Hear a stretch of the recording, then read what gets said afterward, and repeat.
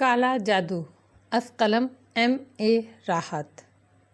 یہ ریکارڈ میں انہی کے لیے لائی تھی۔ سر پر پاؤں رکھ کر بھاگ گئے۔ چاچی پکارتی رہ گئیں، تم نے غسل خانے کا دروازہ بند کیا تھا؟ میں نے اسے گھورتے ہوئے کہا، اب جو ایسے کروں تو اتنی بڑی مر جاؤں۔ اس نے ہاتھ جوڑتے ہوئے کہا، پھر سہمے ہوئے لہجے میں بولی، ارے ادھر ہی آ رہی ہیں۔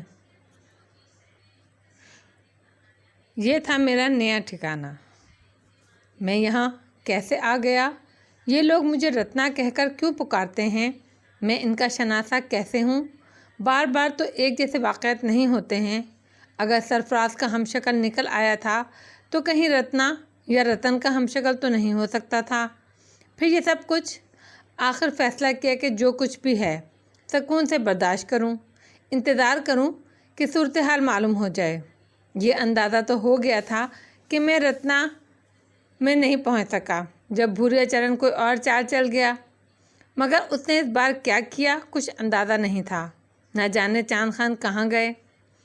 رتنا ہی بن گیا اپنی کیفیت پہ، البتہ سخت حیران تھا۔ مجھے اس گھر کے بارے میں سب کچھ معلوم تھا، میرا کمرہ کون سا ہے، عورت کو میں چاچی کہہ کر پکار رہا تھا۔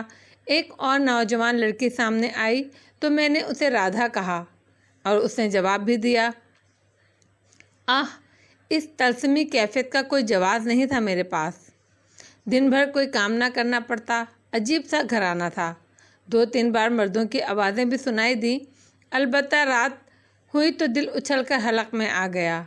قرب و جوار کی ساری عمارتیں جاگ اٹھیں اور ہر طرف سے طبلہ، سارنگی اور ہارمونیم کی آوازیں ابھرنے لگیں۔ یہ ناچنے گانے والوں کا علاقہ تھا اور رما رانی بھی انہی میں سے ایک تھی۔ خدا تجھے فنا کر دے بھوریا چرن، یہ کہاں لا پھینکا تو نے مجھے؟ اس غلاظت خانے میں دل بری طرح دکھنے لگا۔ کیا کروں؟ کیا یہاں پڑا رہوں؟ یہاں کشنا یاد آئی، معصوم شوق الہڑ لڑکی رادھا، اس کی ہم شکل، اور یہ سب ناچ گانے کا کاروبار کرتی تھی۔ اس کا عملی تجربہ بھی ہو گیا۔ شام سے پہلے اس گھر کی حقیقت نہیں کھلی تھی، لیکن جو ہی شام ہوئی ماحول بدل گیا، پاکیزگی گندگی میں تبدیل ہونے لگی۔ رادھا، لکشمی اور شوخ و شریر کشنا رنگ بدلنے لگیں۔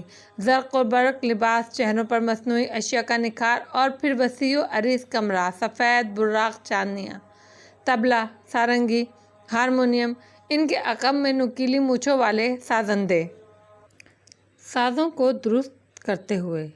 میں پابند زنجیر نہیں تھا، یہاں سے بھاگ سکتا تھا، لیکن کہاں؟ ہر جگہ موت اور تباہی، کہیں امان نہیں۔ بے بسی سے آنکھوں میں آنسو آ گئے۔ خدایا، یہ دن بھی دیکھنا تھا، ایسی جگہ بھی رزق لکھا تھا۔ خان صاحب یاد آئے۔ میرے چاند مرد کی آنکھوں میں آنسو نہیں، شعلے نظر آنے چاہیے۔ خان صاحب، یہ شعلے مجھے بھسم کر رہتے ہیں، میں کسی کا کچھ نہیں بگاڑ سکتا۔ رتن جی، اے رتن جی، مالتی کی آواز سنائی دی اور وہ سامنے آ گئی۔ کیا ہے مالتی، ہار نہیں لائے ابھی تک؟ ہار تیار کر رکھے ہوں گے رحیم خان نے، جاؤ لے آؤ، رما رانی پوچھ رہی تھیں۔ ذرا جلدی جاؤ، مہمان آنے شروع ہو گئے ہیں، اور ہاں ذرا دیکھ کر لینا، رحیم خان سے کہنا اصلی چنبیلی لگایا کرے، بیچ میں سدا بہار ڈال دیتا ہے۔ لو پیسے رکھ لو۔ مالتی نے 100 روپے میرے حوالے کر دیے۔ میں نے 100 روپے کا نوٹ ہاتھ میں لیا اور آگے بڑھ گیا۔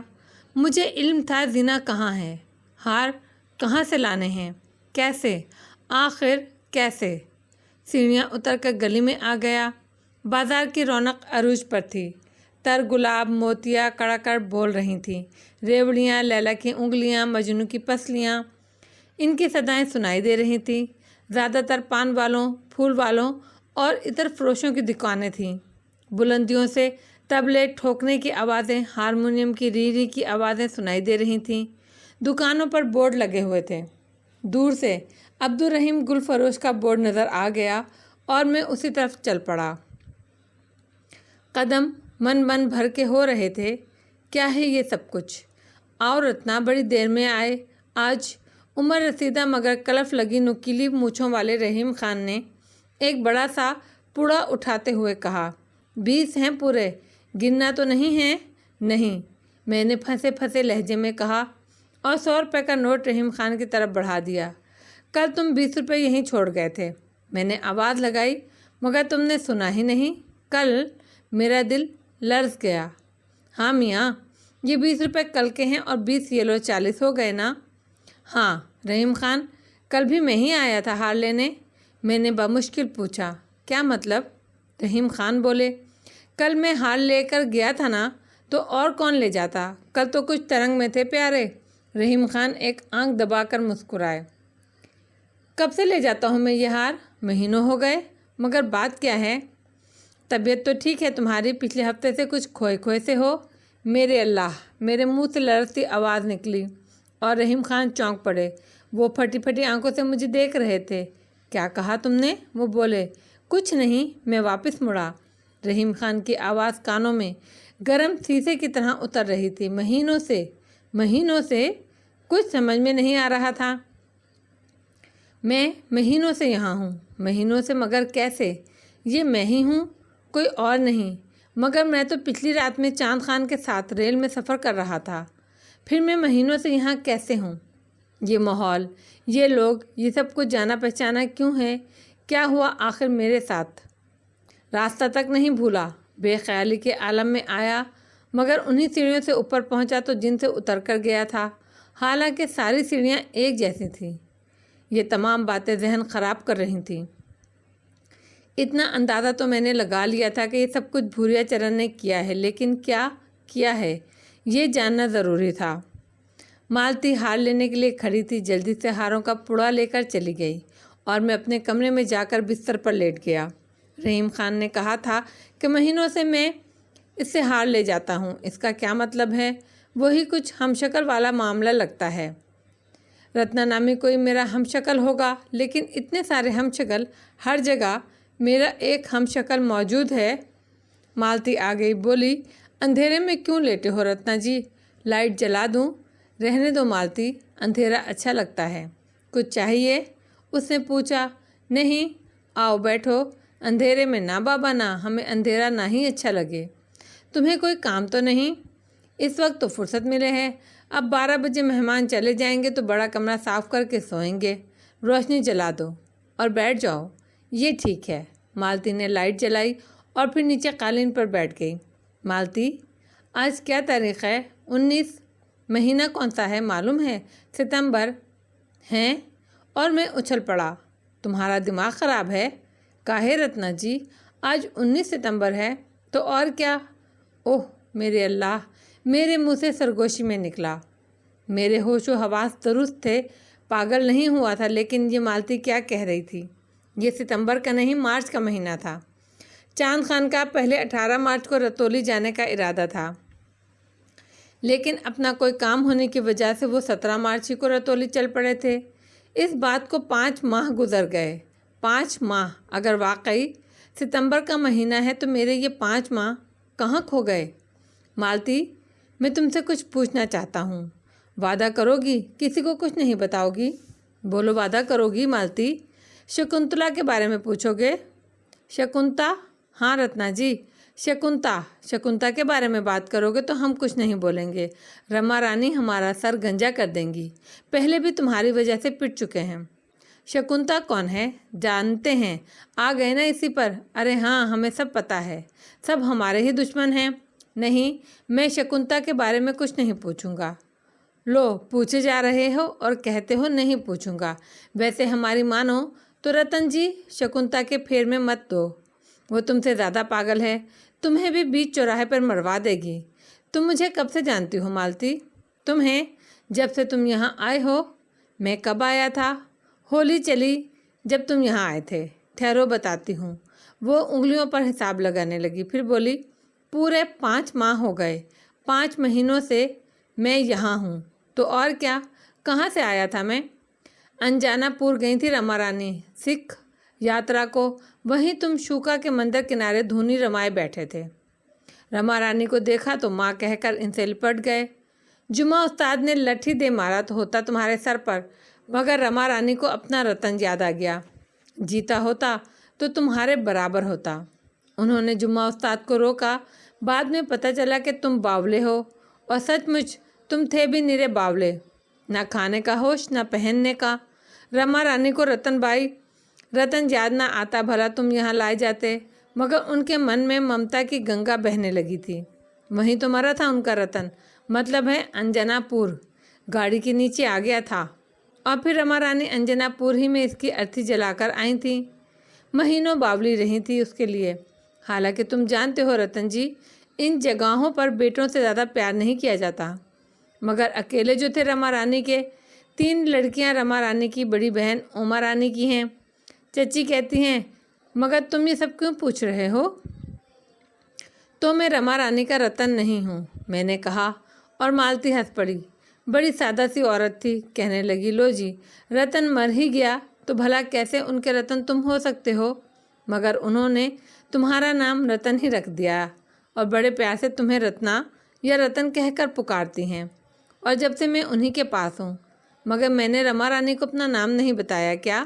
مالتی پھر ہنس پڑی اور بولی، بتاتے کیسے؟ منہ سے رال بہتی تھی، ہر وقت ناک بہتی رہتی تھی، کھانے پینے کا ہوش نہیں تھا۔ مہینوں کے بعد تو بولے ہو، ورنہ پہلے ہم تمہیں گونگا ہی سمجھتے تھے۔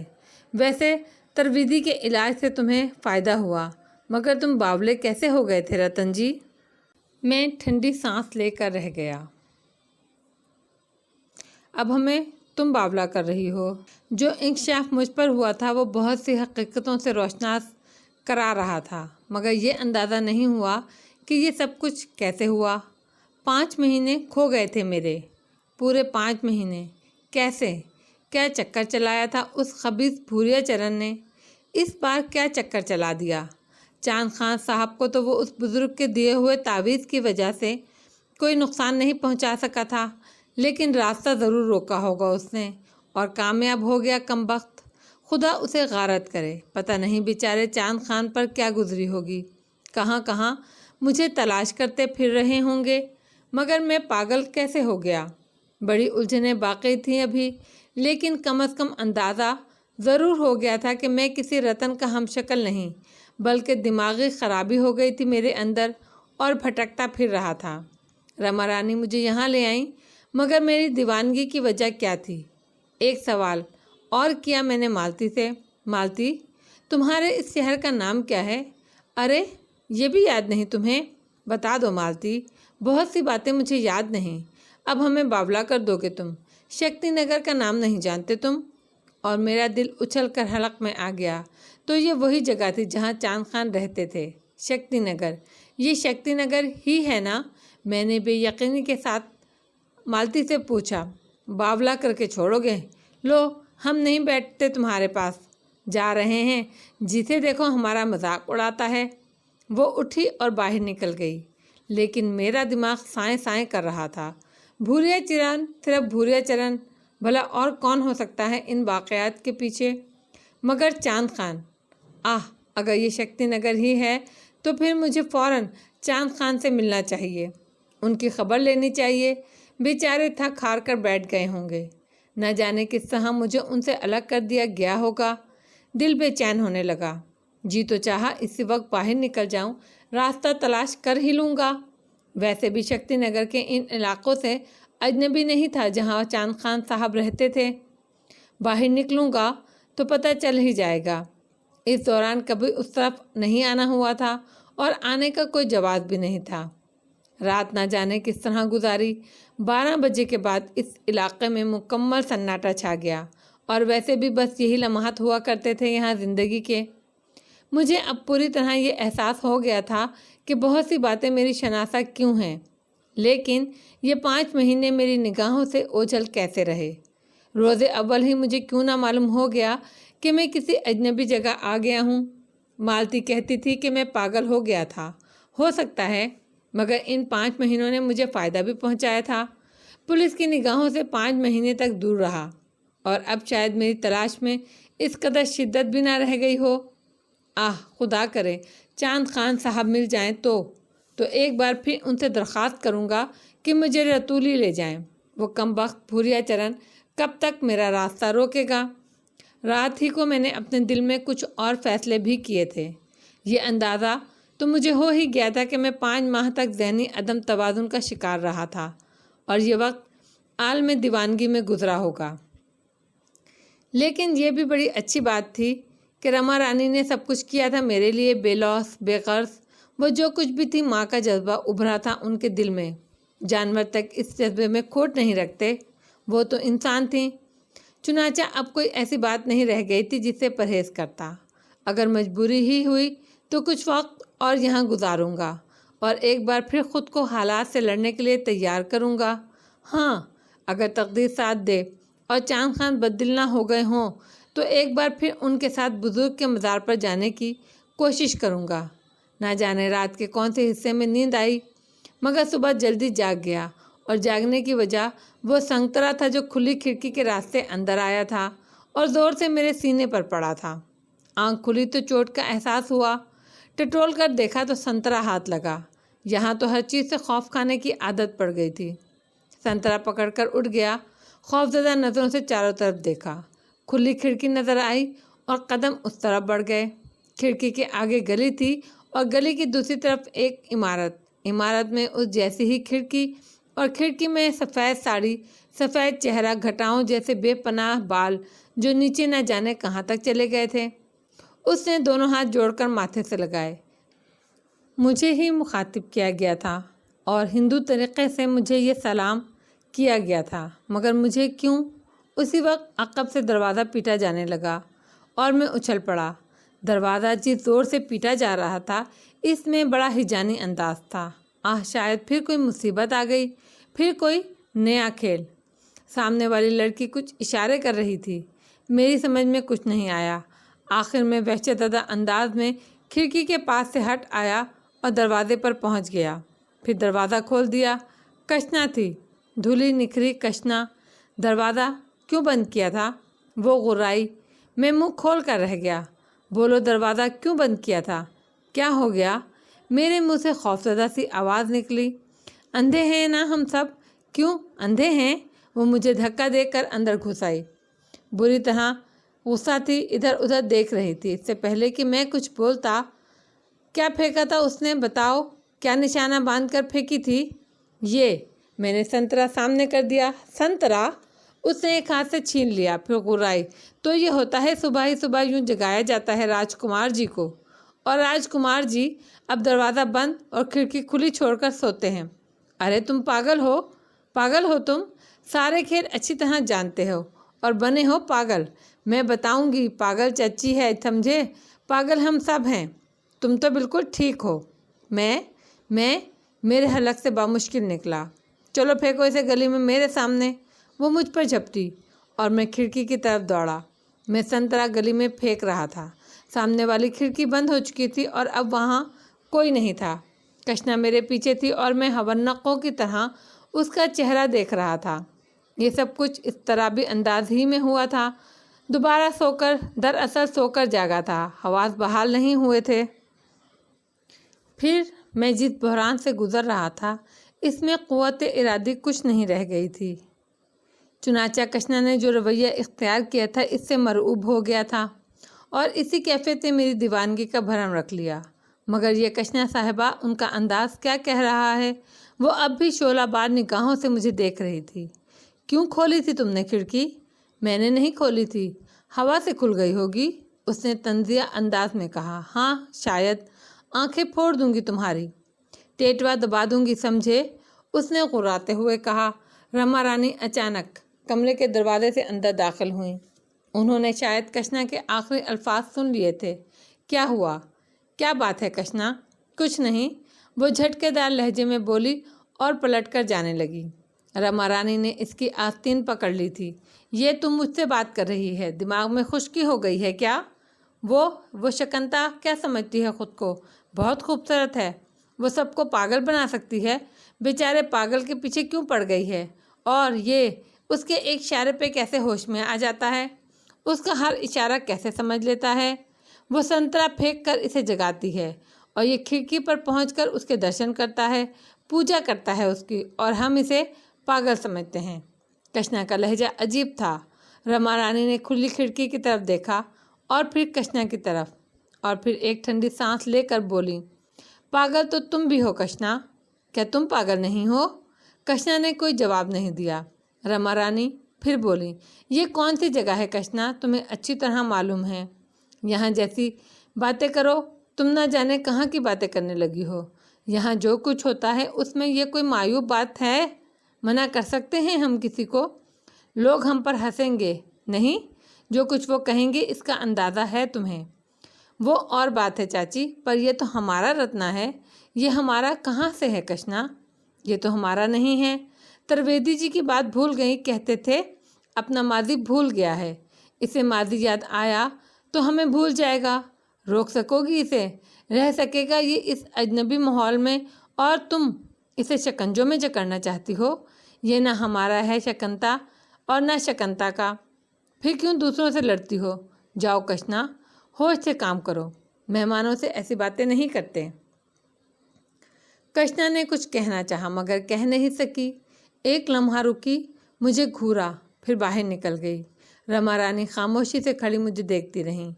उनके चेहरे पर गम के तासुरात नज़र आ रहे थे। फिर वो आगे बढ़कर मेरे सामने आ गई। क्यों रत्ना, ठीक कहा ना मैंने? तू ठीक हो जाएगा तो चला जाएगा यहाँ से। ठीक हुआ तो सोचेगा कैसी बुरी जगह आ गया था, मगर मैं तुझे कहाँ और ले जाती रे। माँ कहकर लिपट गया था मुझसे। अरे बावले, माँ कहकर तो किसी पत्थर की मूर्ति से भी लिपट जाता तो उसकी छाती धड़क उठती। मैं तो गोश्त पोस्ट की बनी हूँ, क्या करती? उस समय तेरे साथ दीवानी हो गई थी, मगर ये जगह गलत है। हम वो नहीं जो दूसरे होते हैं। मैं क्या करूँ? हम तो वो होते हैं जो पैदा होते ही बुरे कहलाते हैं। हमें माँ कहना गुनाह है, गाली बन जाती है कहने वाले के लिए। डाकू के घर डाकू पैदा हो जाए, शरीफ बन सकता है, मगर यहाँ तुझे जो ही होश आया यहाँ से चला जाएगा। तमाशबीन बनकर तो यहाँ हर कोई आता है बेटा, बेटा या भाई बनकर नहीं। मैं सकते के आलम में था। ये अल्फाज मेरे दिल को छू रहे थे। कितना कर्ब था इनमें, कितनी अनोखी सच्चाई थी। धत तेरे की, बावलों के साथ मैं भी बावली बन गई। चल मुंह हाथ धो, नाश्ता कर। मालती, अरे ओ मालती, रत्ना जाग गया है, चल नाश्ता बना इसके लिए। जा बेटा रत्ना, मुंह धो ले। रमा रानी बाहर निकल गई। मैं ठंडी आह भरकर कमरे से बाहर आया और गुस्लखाने की तरफ चल पड़ा। रास्ता बड़ी बेदिली से किया, दिमाग बुरी तरह उलझा हुआ था। रमा रानी के अल्फाज ने दुखी कर दिया था। कभी ख्वाब में भी इस माहौल को नहीं देखा था। इब्तदा में दूसरे बुरे रास्ते इख्तियार किए थे, यानी रेस, सट्टा और जुआ वगैरह, लेकिन शनासाओं में भी कोई इन रास्तों का राही नहीं था। अलबत्ता अगर इन नाचने गाने वालियों के बारे में सुना तो बहुत बुरे अंदाज में, लेकिन इनकी भी एक ज़िंदगी होती है जो अब मेरी निगाहों के सामने थी। वो मुझ पर अपना हक समझती थी। कशना ने कितने अजीब अंदाज में कहा था, पर यह हमारा रत्ना है। आह, मैं तो खुद अपना ही नहीं रहा, किसी और का कहाँ हो सकता था। मगर ये शकंता कौन है? कितनी अजीब थी। अंदाज ऐसा था जैसे मेरी उससे भी शनासाई रही हो। नामुमकिन तो नहीं था। पूरे 5 माह का मामला, किस किस से रब्ता किया था कौन जानता था। चांद खान से मिलने को दिल बेताब था। वो मिल जाएं तो कुछ हिम्मत बन जाए, पता तो चले कि क्या हुआ था। ये तो आसानी से समझा जा सकता था कि भूरे चरण ने रतौली जाने का रास्ता रोक दिया था, मगर कैसे? लिबास तब्दील कर लिया था। बज़ाहिर कोई पाबंदी भी नहीं थी कहीं आप बाहर आने जाने की। जेब में 40 रुपये पड़े थे। नीचे उतरा और चल पड़ा। शक्तिपुर से ज़्यादा वाक़फ़ियत तो नहीं थी, मगर चांद खान के मोहल्ले का नाम मालूम था। तांगे चलते थे। एक तांगे ने मुझे वहाँ उतार दिया। दिल धड़क रहा था, पैरों में लर्जिश थी, और उस वक्त दिल को धचका सा लगा जब चांद खान के मकान के दरवाजे में बड़ा सा ताला लटका देखा। गुमसुम खड़ा देखता रह गया। हो सकता है सब लोग कहीं गए हुए हों। कुछ फासले पर एक परचून की दुकान थी। एक बुजुर्ग वहाँ बैठते थे। पहले भी इन्हें दूर से देखा था। उनके करीब पहुंचकर उन्हें सलाम किया। वालेकुम अस्सलाम, उन्होंने जवाब दिया। वो सामने वाले मकान में चांद खान रहते थे। मैंने इशारा करके पूछा, अरे हाँ, कहीं गए हुए हैं क्या चांद खान? बुजुर्ग हैरत से बोले, जी वो तो खुद आशियानी हो गया दीदी, कहीं बाहर से आए हो? बुजुर्ग ने कहा, क्या बताऊं, कैसा समाज शकन धमाका हुआ था दिल और दिमाग में। बुजुर्ग का जवाब समझ में नहीं आ रहा था या समझकर समझना नहीं चाहता था। ہمت کر کے دوبارہ کہا، کیا فرمایا آپ نے؟ آؤ میاں بیٹھو، کہیں باہر سے آئے ہو؟ عزیز ہو ان کے؟ کیا ہوا انہیں؟ میں سمجھا نہیں۔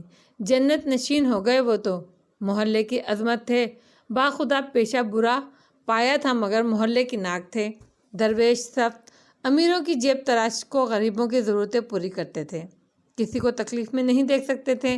آدھی رات کو پہنچ جاؤ چاند خان، دمے در دمے سخنے حاضر، مجال ہے کسی ضرورت مند کو؟ انتقال ہو گیا ان کا؟ میں نے لرزتی ہوئی آواز میں پوچھا۔ بزرگ بہت باتونی معلوم ہوتے تھے۔ ہاں میاں، عرصہ ہوا، ریل کا حادثہ ہوا تھا، 70 افراد ہلاک ہوئے اور بے شمار زخمی، خدا جانے ان میں سے کون کون ریل کے حادثے میں ہلاک ہو گئے وہ۔ ہاں عزیزی، مگر کئی ماہ ہو گئے ان کو، تم کہیں ملک سے باہر گئے ہوئے تھے؟ حادثہ کہاں ہوا تھا؟ رنجنا پور جنکشن سے کوئی 6 کوس پیچھے، سنا ہے قیامت خیز حادثہ تھا، سنا ہے ریل کے ڈبے۔ اس سے آگے بزرگ نے کیا کہا سمجھ میں نہیں آیا، بس بہت کچھ یاد آ رہا تھا۔ وہی وقت تھا، بالکل وہی وقت۔ اس وقت انہوں نے مجھے سلا دیا تھا، میں سو گیا تھا، پھر سورج چمکا تھا، کچھ شور و غل تھا، میں نے، اور اس کے بعد میرے 5 ماہ کم ہو گئے تھے۔ رما رانی نے مجھے شکتی پور میں ہی پایا تھا، یہی بتایا تھا مالتی نے۔ حالات سمجھ میں نہیں آ رہے تھے، حادثے نے میرا دماغ الٹا دیا تھا، اور چونکہ میرا کوئی وارث تو تھا نہیں، اس لیے نہ جانے کہاں کہاں مارا پھرا ہوں گا۔ اور پھر رما رانی، محترم خان صاحب کے کچھ اور ساتھی بھی یہاں رہتے تھے، میں نے آواز پر قابو پا کر کہا۔ ہاں بہت سے تھے، بہت سارے تھے، مگر جب بادشاہی نہ رہا، رعیت کیا رہتی؟ جس کا جدھر منہ چلا اٹھا چلا گیا۔ اب تو تالا پڑا ہے کوئی 4 مہینے سے، کوئی آتا ہی نہیں ادھر، بزرگ نے جواب دیا۔ آخری امید بھی ٹوٹ گئی تھی۔ چاند خان صاحب کے بارے میں تو اندازہ ہو گیا تھا کہ بیچارے میری ہی وجہ سے موت کے منہ میں چلے گئے تھے۔ ذلیل بھوریا چرن اس تعویذ کی موجودگی میں خان صاحب کو تو کوئی نقصان نہیں پہنچا سکا، لیکن ریل کا حادثہ بلا وجہ ہی تو نہیں ہوا ہوگا، ضرور اس میں اس کی کوئی چال ہوگی۔ کتنے لوگ مارے گئے میری وجہ سے، ان سب کا خون میری ہی گردن پر تو ہے۔ اگر میں برے راستوں کا انتخاب نہ کرتا، اگر غلاظت کی تلاش میں قدم آگے نہ بڑھاتا، زندگی کو اس انداز میں گزارنے کی کوشش نہ کرتا جیسے اس دنیا میں رہنے والے نیک لوگ گزارتے ہیں، ایسے ہی سب کچھ ہوتا۔ بہت بڑا گناہ گار تھا میں، نہ جانے کس کس کا قاتل، اپنے ہاتھوں سے بھی تو میں نے قتل کیے تھے۔ وہ بیچارے جیل کے مظلوم سپاہی جو صرف اپنی ڈیوٹی سر انجام دیتے ہیں، پیٹ کے لیے، رزق کے لیے، براہ راست میرے ہاتھوں مارے گئے تھے۔ گناہوں کی تعداد بڑھتی ہی جا رہی تھی، نہ جانے آگے کیا کیا کرنا پڑے گا۔ خان صاحب کے کسی ساتھی کا پتہ چل جاتا تو کم از کم اس سے رتولی کے بارے میں معلومات حاصل کر لیتا۔ ان صاحب کا نام بھی مجھے یاد نہیں رہا تھا جن صاحب کے پاس خان صاحب مجھے لے جا رہے تھے۔ کاش اس وقت توجہ ہی دے لیتا، خان صاحب سے وہ تمام تفصیلات پوچھ لیتا تو کم از کم کوئی صحیح اندازہ ہی ہو جاتا۔ یہی غنیمت تھا کہ رتولی کا نام معلوم ہے، وہاں جانے کی کوشش کی جا سکتی ہے، لیکن خان صاحب کے بغیر کیا کروں گا؟ کیا کہوں گا کسی سے؟ کسے تلاش کروں گا؟ کیا یہ سب ممکن ہے؟ کیا یہ سب ممکن ہے؟ پھر دل میں ایک خیال ابھرا، خان صاحب کے گھر کا جائزہ تو لیا جائے، ہو سکتا ہے وہاں کوئی ایسی نشاندہی ہو جائے جس سے کچھ اور تفصیلات معلوم ہو۔ یہ خیال اچانک ہی دل میں پیدا ہوا اور اتنی شدت اختیار کر گیا کہ دل بے اختیار خان صاحب کے مکان میں داخل ہونے کو چاہنے لگا۔ وہاں سے ہٹا تو بزرگ بولے، ارے نہیں میاں، ایسے کیسے جاتے ہو؟ گنے کا رس منگواتا ہوں تمہارے لیے، 2 گلاس پیو، دل ٹھنڈا ہو جائے گا۔ بڑی بری خبر سنائی ہے ہم نے تمہیں، لیکن تعجب ہے، 5.5 مہینے ہو گئے اس واقعے کو تو تم نے خبر ہی نہ لی۔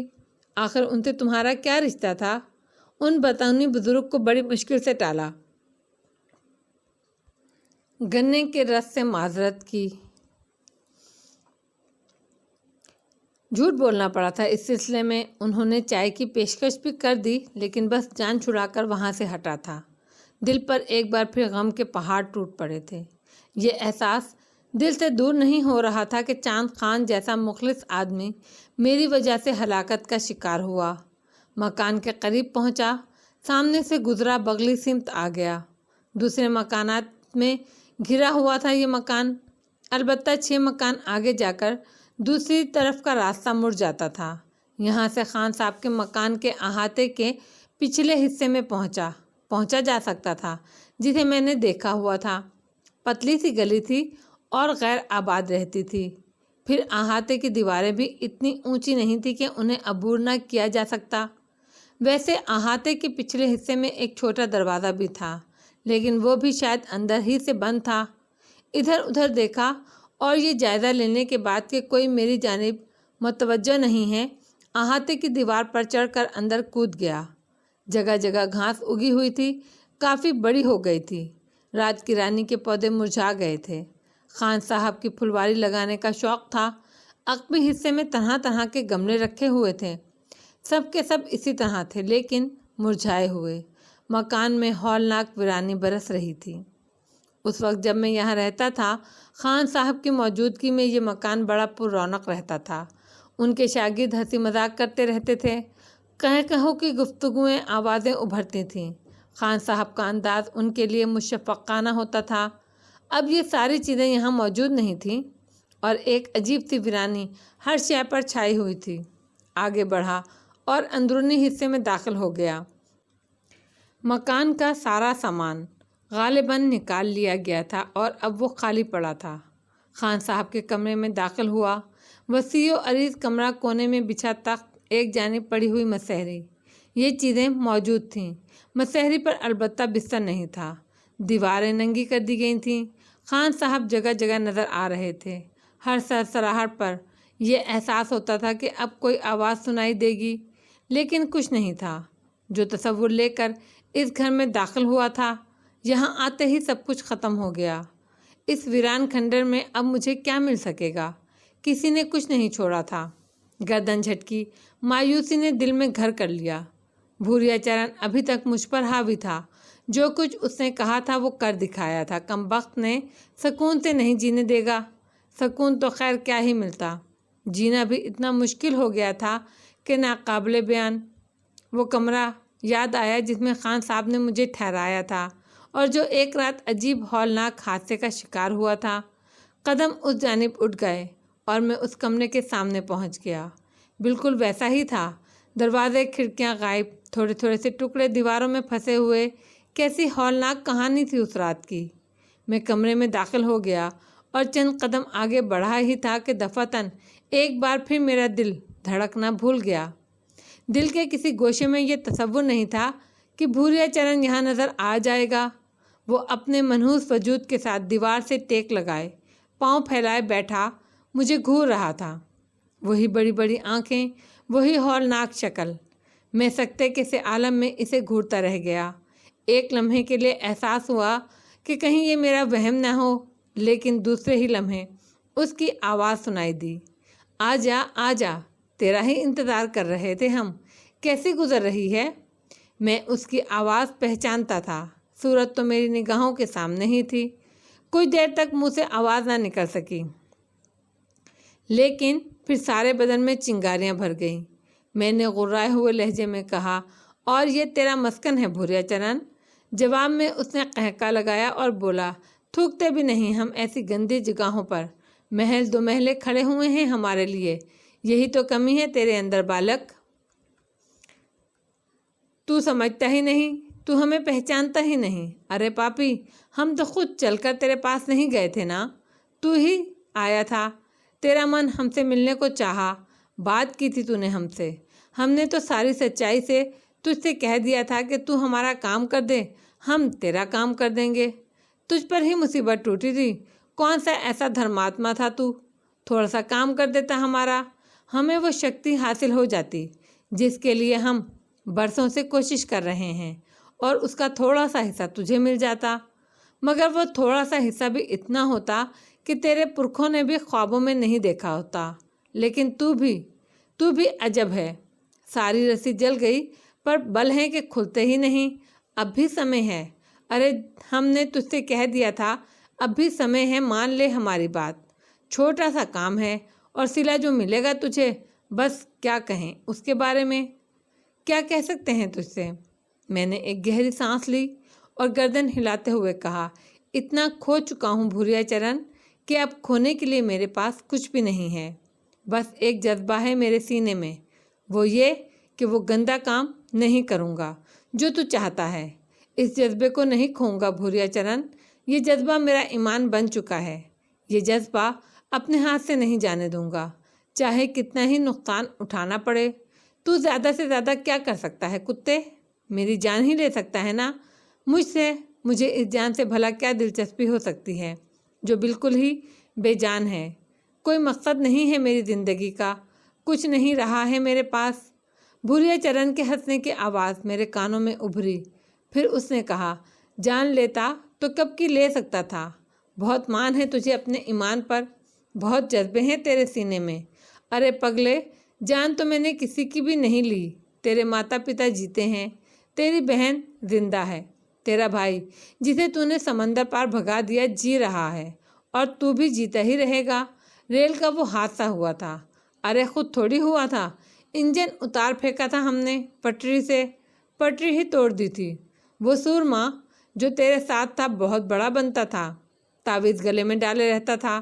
ٹھیک ہے، ہم اس تعویذ کی وجہ سے اس کے پاس نہیں جا سکتے تھے، مگر ریل کے پاس تو جا سکتے تھے۔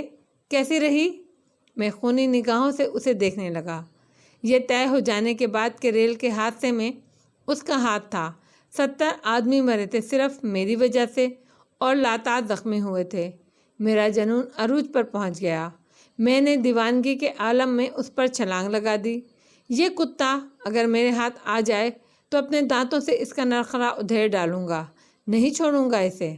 خاصی اونچی چھلانگ تھی اور ایک لمحہ گزرنے والا تھا کہ میں اس پر جا پڑتا، لیکن میرے اور اس کے درمیان نہ جانے کیا چیز حائل ہو گئی تھی۔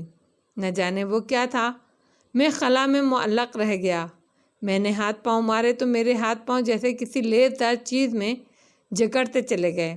تب میں نے اس لیس دار چیز کو دیکھا، موٹی سی رسی کی مانند بے رنگ جالے تھے، مکڑی کے جالے، لیس دار بدن سے چپک جانے والے، اتنے مضبوط کہ انہوں نے میرے جسم کا پورا بوجھ سنبھال لیا تھا۔ میں ان لیس دار جالوں سے لٹک کر بے بس ہو گیا تھا۔ جتنے ہاتھ پاؤں چلاتا اتنے ہی یہ جالے مجھ سے لپٹتے چلے گئے، اور پھر یہ کیفیت ہو گئی کہ میں جنبش بھی نہیں کر سکتا تھا۔ ہاں، بھوریا چرن مجھے نظر آ رہا تھا۔ وہ اسی طرح پیر پھیلائے مجھ سے بے تعلق بیٹھا نظر آتا تھا۔ یہ گھناؤنے لیس دار جالے چھت سے لے کر زمین تک پھیلے ہوئے تھے، اور بے رنگ ہونے کی وجہ سے میں انہیں نہیں دیکھ پایا تھا۔ پھر ان جالوں پر کوئی شے متحرک نظر آئی۔ اس تحریک سے میرے بدن میں بھی جالوں میں لپٹا ہل رہا تھا۔ یہ مکڑیاں تھیں، 10-11 مکڑیاں جو ان جالوں پر نمودار ہوئی تھیں، اور اپنی پیلی بدنما آنکھوں سے مجھے گھورتی ہوئی مختلف سمتوں سے چلتی ہوئی میری سمت بڑھ رہی تھیں۔ ان کا حجم کوئی 1 بالش کا ہوگا۔ میں ان کے پورے جسم کو دیکھ سکتا تھا۔ بھوریا چرن نے کہا، یہ میرے بیر ہیں، میری حفاظت کرتے ہیں۔ میں جاگ رہا ہوں یا سو رہا ہوں، یہ میرے لیے جاگتے رہتے ہیں۔ تم ایسا کبھی مت سوچنا، میرا کچھ بھی نہیں بگاڑ سکے گا کوئی بھی، تمہیں ہی نقصان ہوگا۔ اگر ہاتھی بھی میری طرف بڑھے تو یہ جالے اسے لپیٹ لیں گے اور وہ ہل نہیں پائے گا۔ یہ بیر اسے آنکھ جھپکتے ہی چٹ کر جائیں گے۔ یہ کالا جادو ہے بالک، کوئی بچوں کا کھیل نہیں۔ مگر کیا کروں، تیرے بھاگ ہی خراب ہیں۔ دھرم کی رٹ لگائے ہوئے ہے۔ ارے شکتی ہی دھرم ہے، مایا شکتی ہو یا کایا شکتی، اس کے بنا کچھ نہیں ہوتا۔ کیا دے گا تیرا دھرم تجھے؟ کیا بگاڑ لے گا تیرا دھرم میرا گیان مہان ہے۔ چاند خان پر تیرا جادو کیوں نہیں چلا؟ ان کا کچھ کیوں نہیں بگاڑ سکا؟ تو نے اس تعویذ کے پاس جاتے ہوئے تیری جان کیوں نکلتی تھی بھوریا چرن؟ میں نے تندیا لہجے میں کہا، اور وہ مکروہ ہنسی ہنس پڑا۔ وہ کہاں جیتا ہے، 60-70 اور لے مرا اپنے ساتھ، اس نے کہا۔ مجھے اس مزار پر جانے دے، پھر تیری شکتی دیکھوں۔ خطرناک راستے بند کرنا بھی عقل مندی ہے، اور عقل بھی ایک شکتی ہوتی ہے باولے۔ اب بھی مان لے، میری چھوٹا سا کام ہے، بہت چھوٹا سا، اس کے بدلے تجھے جو کچھ ملے گا تو سوچ بھی نہیں سکتا۔ بھاگن دوار پہنچا دے مجھے، بس ایک بار ایک ہی بھاونا ہے میرے من میں، بدلے میں بتا دے کیا چاہیے۔ جیون بھر کا سکھ، شانتی، دھن، دولت، ڈھیر سنسار جھکا دوں گا تیرے چرنوں میں، جو مانگے گا دوں گا، بول کے تو دیکھ۔ بھوریا چرن، اتنا کچھ ہے تیرے قبضے میں نے کہا۔ اس سے بھی زیادہ بالک، اس سے بھی زیادہ۔ بھوریا چرن نے جیون بھر کیا کیا ہے؟ ساری عمر گیان لینے میں بتائی ہے، بڑے بڑے رشی منیوں کے چرنوں کی دھول پھانکی ہے، اور اب سمے آ گیا ہے کہ وہ کسی خوش آئند خیال میں کھو گیا۔ پھر چونک کر بولا، ہٹو رے ہٹو اس کے پاس سے، آجا بچہ، نیچے اترا، اور اچانک میں جالے کی گرفت سے آزاد ہو گیا۔ مکڑیاں واپس چلی گئی تھیں۔ بھوریا چرن، اتنا کچھ ہے تیرے قبضے میں، اور تو سیڑھیاں چڑھ کر پیر پھاگن کے مزار تک نہیں جا سکتا، اس کے لیے تجھے کسی اور کا سہارا چاہیے، میں نے تنزیہ کہا، اور اس کا چہرہ آگ ہو گیا۔ یہ تیرے سوچنے کی بات نہیں ہے بھوریا چرن، تیرا علم گندا ہے، سفلی ہے، ناپائیدار ہے، اور وہ ایک پاک بزرگ کا مزار ہے۔ میں نہیں جانتا کہ تو وہاں کیوں جانا چاہتا ہے، لیکن ایک بات ضرور جانتا ہوں، تیرا ناپاک وجود اس پاک جگہ نہیں جانا چاہیے، کم از کم میں اس کا ذریعہ نہیں بنوں گا۔ ہم مقدس جگہوں کا احترام اپنی زندگی سے زیادہ کرتے ہیں۔ وہ تیش کے عالم میں کھڑا ہو گیا۔ ہے رے کتے کی پونچھ، ارے تیری ٹیڑھ تو ہم ایسے نکالیں گے کہ یاد رکھے گا۔ جا مر، بھاگ جا یہاں سے، اپنی ضد کے مزے چکھ، ٹھیک ہوگا، خود ہی ٹھیک ہوگا۔ اللہ مالک ہے، جو ہوگا دیکھا جائے گا، میں نے کہا، اور بھوریا چرن دندناتا ہوا وہاں سے نکل گیا۔